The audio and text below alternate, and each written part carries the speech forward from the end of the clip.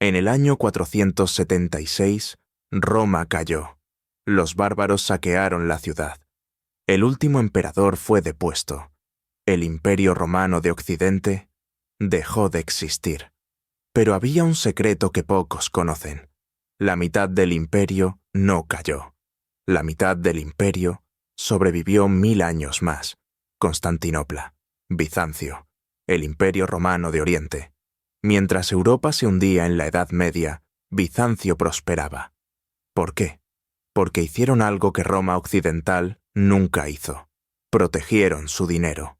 Esta es la historia del imperio que aprendió la lección y sobrevivió. Para entender por qué Bizancio sobrevivió, tienes que entender la división. En el año 285, el emperador Diocleciano tomó una decisión radical. Dividió el Imperio Romano en dos mitades. Occidente, capital en Roma, después Rávena. Oriente, capital en Nicomedia, después Constantinopla. La idea era simple. El imperio era demasiado grande para ser gobernado por una persona. Pero esta división no era solo administrativa, era económica. Occidente y Oriente tenían economías completamente diferentes. Occidente, agrícola menos urbanizado. Dependiente de impuestos en especie. Menos comercio. Economía más débil. Oriente, urbano comercial. Impuestos en moneda. Control de rutas comerciales clave. Economía más fuerte. Y aquí está la diferencia crucial. Oriente tenía algo que Occidente no tenía. Dinero real. Oriente controlaba Egipto, el granero del Mediterráneo. Controlaba Siria, centro de comercio de seda y especias. Controlaba Asia Menor, rica en recursos. Y lo más importante, controlaba Constantinopla, el punto de encuentro entre Europa y Asia. Todas las rutas comerciales pasaban por allí. Y esto generaba ingresos masivos en moneda real. Mientras Occidente cobraba impuestos en trigo y aceitunas, Oriente cobraba impuestos en oro. Esa diferencia determinó todo. En el año 312, el emperador Constantino hizo algo revolucionario. Creó una nueva moneda de oro, el solidus. Pero no era solo otra moneda, era un pacto. Constantino estableció reglas estrictas.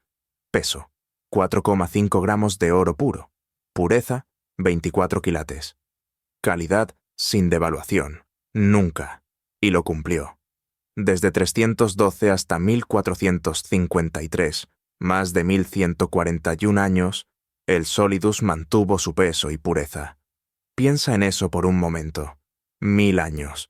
Sin cambios, sin trucos. Era la moneda más confiable que el mundo había visto jamás. Recuerda lo que pasó con el denario de plata en Occidente. Empezó con 98% plata en el año 64 después de Cristo. Terminó con 5% plata en el año 268 después de Cristo. Duración, 200 años. Resultado, inflación. Caos, colapso total. El solidus fue diferente. Año 312, 100% oro puro. Año 500, 100% oro puro. Año 700, 100% oro puro. Año 1000, 100% oro puro. Año 1400, 100% oro puro. Sin excepciones. Sin emergencias que justificaran devaluación. Sin emperadores débiles que cedieran a la tentación. ¿El resultado? El solidus se convirtió en la moneda de reserva del mundo medieval. Los comerciantes árabes la aceptaban sin dudar. Los mercaderes persas la preferían sobre su propia moneda. Los reyes germánicos la atesoraban como símbolo de riqueza. Los vikingos la buscaban en sus raids. Cuando encontrabas un solidus, sabías exactamente qué tenías. Oro real. Peso garantizado. Valor estable. Era el dólar del mundo antiguo. Y esa confianza dio a Bizancio un poder inmenso. Pero Bizancio no solo tenía una buena moneda. Tenía algo más. la mejor ubicación del planeta. Constantinopla estaba ubicada en el Bósforo, la estrecha franja de agua que conecta el Mar Negro con el Mediterráneo, Europa a un lado, Asia al otro, y todo el comercio entre los dos continentes pasaba por allí. Seda de China atravesando Asia Central, especias de India navegando el Océano Índico, grano del Mar Negro alimentando al Mediterráneo, esclavos de las estepas rusas, oro de África cruzando Egipto. Todo pasaba por Constantinopla, y Bizancio cobraba impuestos de tránsito sobre todo ello. Era como controlar el Canal de Suez, el Estrecho de Malaca y el Canal de Panamá. Todos juntos, en la Edad Media. Los ingresos eran astronómicos, y esos ingresos se recaudaban en sólidos de oro puro, no en productos perecederos, no en favores políticos, no en promesas de pago futuro, en oro. Ni de esto significaba que el Estado bizantino siempre tenía liquidez real. Podían pagar a sus funcionarios en moneda confiable. Podían mantener una burocracia eficiente, sin corrupción masiva. Podían sobornar a enemigos potenciales, con oro que realmente valía algo. Mientras Occidente colapsaba en caos y feudalismo, Bizancio tenía un Estado funcional, con impuestos regulares, ejército profesional, diplomacia activa. Todo porque tenían dinero real. En el año 527, llegó al trono el emperador más grande de Bizancio, Justiniano I. Su sueño era grandioso: reconquistar el Imperio Romano perdido, restaurar la gloria de Roma, reunificar el Mediterráneo bajo un solo emperador. Y casi lo logró. Con sus generales Belisario y Narsés, ni Justiniano reconquistó el norte de África, arrebatado a los vándalos Italia completa, tomada de los ostrogodos, el sur de España, conquistado a los visigodos. Por un breve momento, el Mediterráneo volvió a ser un lago romano. Roma misma estaba de nuevo bajo control imperial. Parecía que el Imperio Romano había resucitado, pero había un problema enorme.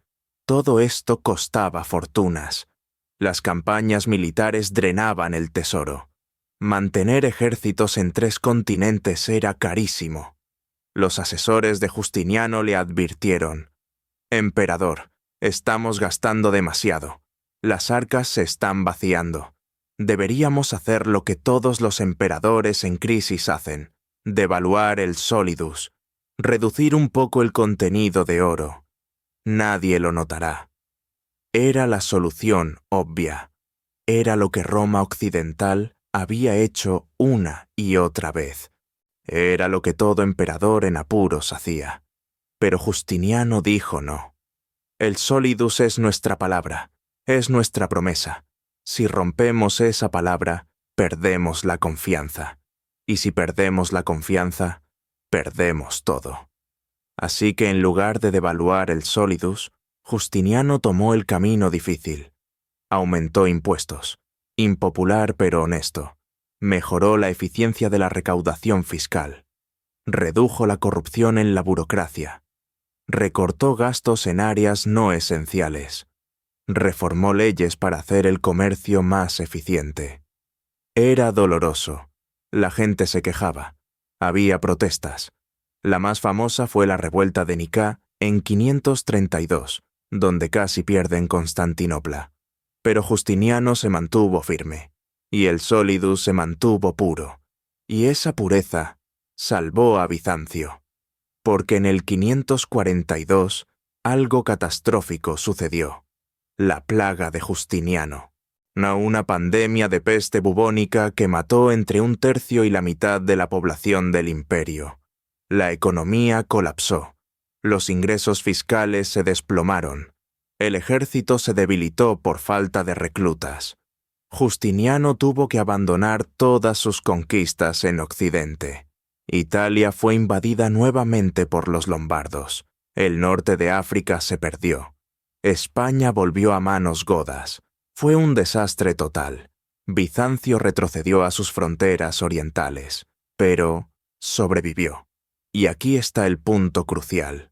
Si Justiniano hubiera devaluado el solidus en los años 530, cuando tenía problemas de liquidez, cuando llegó la plaga en 542, habrían colapsado completamente, como Roma occidental. Pero porque mantuvieron la moneda fuerte, pudieron pedir préstamos de emergencia, la gente confiaba en el solidus, mantener el comercio funcionando, los mercaderes aceptaban la moneda, reconstruir lentamente, había una base monetaria sólida.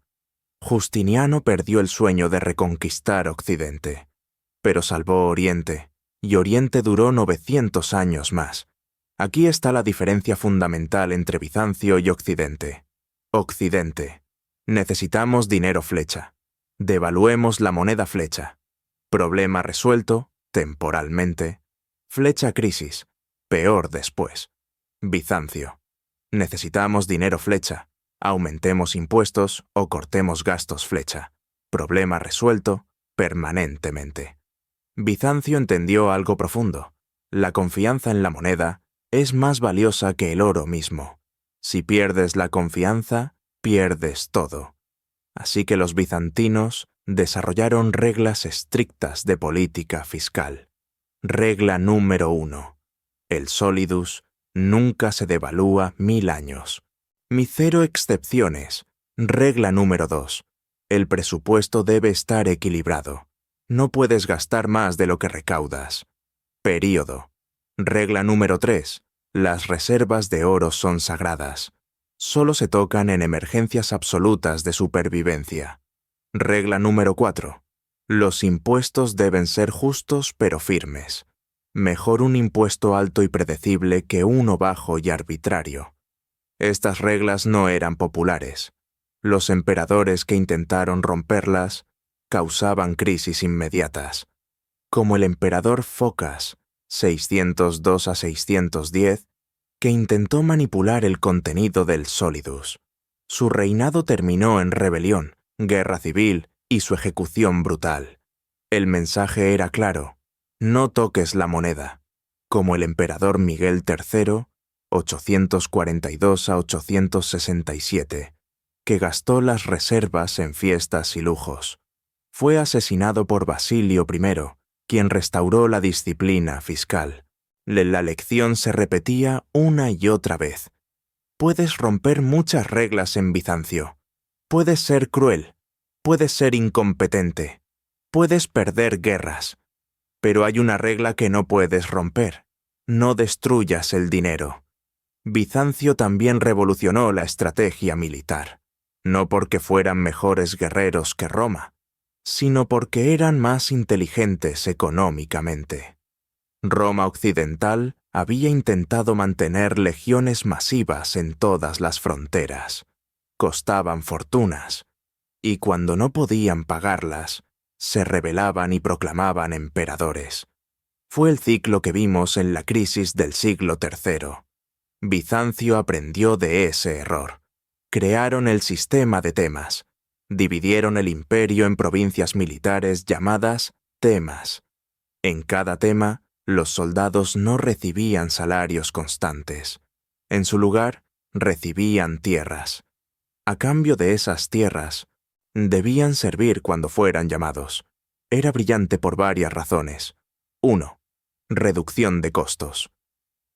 No más salarios constantes para cientos de miles de soldados. Solo pagaban durante campañas activas. 2. Lealtad territorial. Los soldados defendían sus propias tierras. Tenían interés personal en ganar. 3. Fin de las rebeliones legionarias. Los soldados no eran mercenarios ambulantes. Eran granjeros soldados con familias locales. Este sistema redujo los costos militares en un 70% y eliminó el problema de las legiones proclamando emperadores por sobornos. Pero Bizancio fue aún más lejos.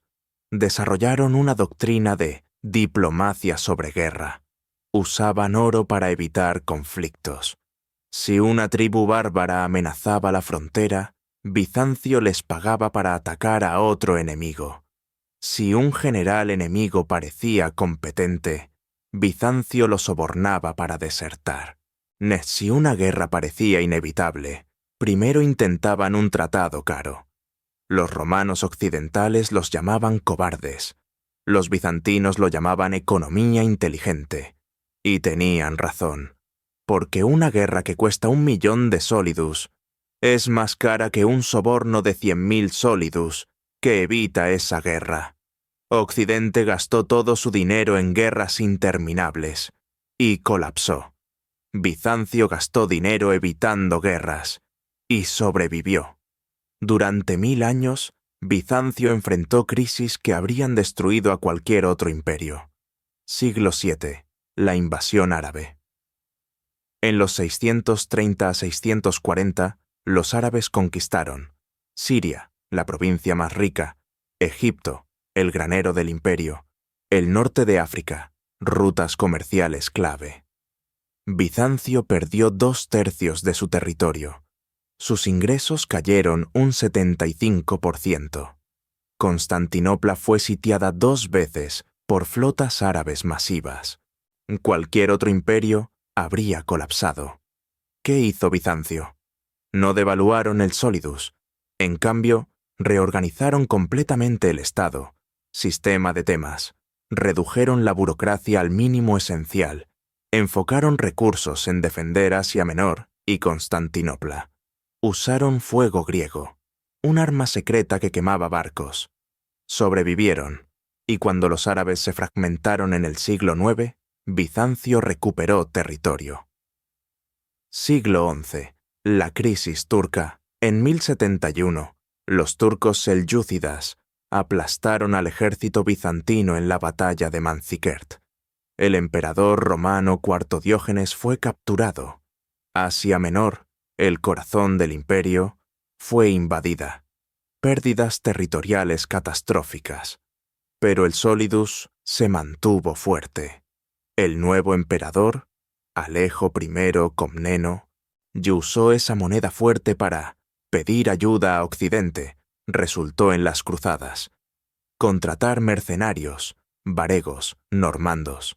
Sobornar a algunos líderes turcos para crear divisiones, recuperaron la costa de Asia Menor. Sobrevivieron otros 380 años. Siglo XIII. El saqueo de Constantinopla. En 1204, los cruzados, supuestamente aliados cristianos, traicionaron a Bizancio. Saquearon Constantinopla, robaron todo, quemaron bibliotecas, destruyeron arte invaluable. El imperio se fragmentó en 4 pedazos. Parecía el fin.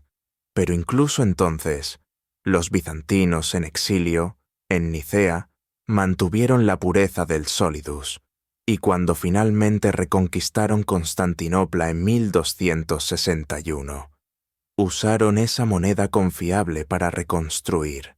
Sobrevivieron otros 190 años. En 1453, finalmente llegó el inevitable final. Los turcos otomanos, bajo Mehmed II, sitiaron Constantinopla con cañones masivos. El último emperador, Constantino XI Paleólogo, luchó hasta la muerte en las murallas. La ciudad cayó el 29 de mayo de 1453. El imperio bizantino terminó. Pero aquí está lo notable. Duró 1123 años después de la caída de Roma occidental. 1000 años más. ¿Y cuando cayó? No fue por colapso económico, no fue por hiperinflación, no fue por caos interno, no fue por legiones rebeldes, no fue por devaluación monetaria, fue por conquista militar pura, por un enemigo con cañones y un ejército de 80.000 hombres, contra una ciudad de 7.000 defensores.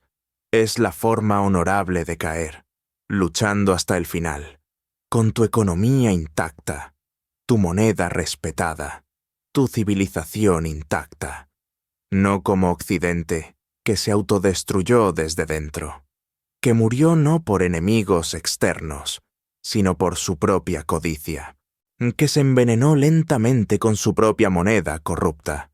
Bizancio cayó como un guerrero. Roma occidental murió como un adicto. Esa es la diferencia.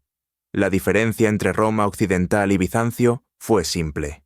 Occidente. Necesitamos dinero flecha. Imprimamos más flecha. Inflación flecha.